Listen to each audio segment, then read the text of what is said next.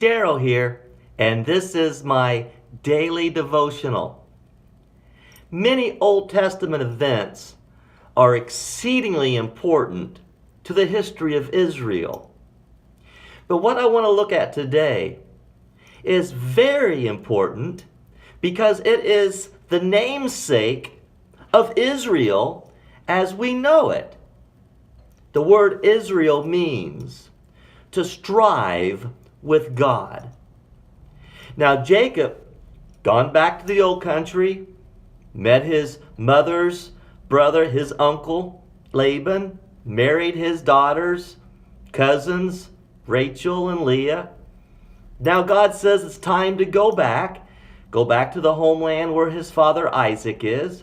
Of course, he's fearful that he's going to meet Esau, and Esau's going to beat his butt for all he had done to him by taking the birthright and taking the blessing from the father Isaac.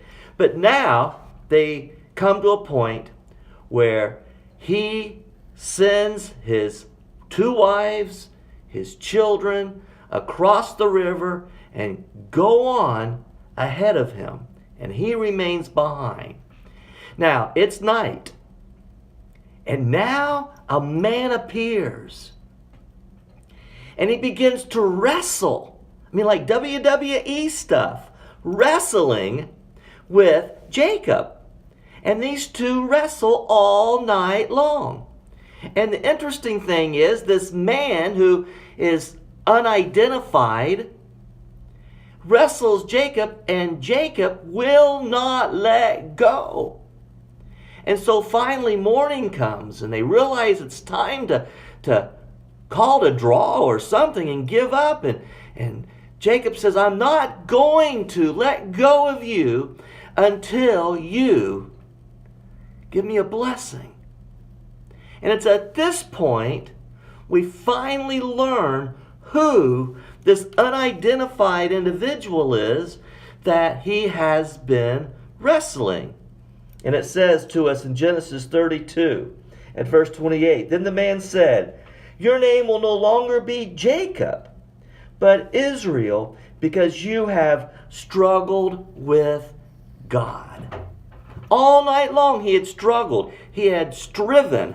He had strived with this individual. This individual was none other than God himself. He was face to face with God. That's exactly what it says. But he replied, Why do you ask my name?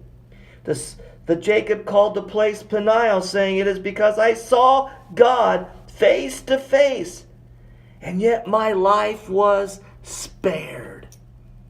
How exciting it is for Jacob that he wrestled with God. Oh man, so many of us wrestle with God. What did Jacob do? He didn't give up. He held on. He held on to a point where finally God had to touch his hip and literally cripple him, that he would now walk with a limp. And he changed his name. You will no longer be known as Jacob. You'll be known as Israel, because you have strived with God. Listen, never give up. Never let loose. As Jacob did, sometimes it may seem we're wrestling with God. But God has a blessing, as we see the blessing here that God gives Jacob. God bless you. Good day.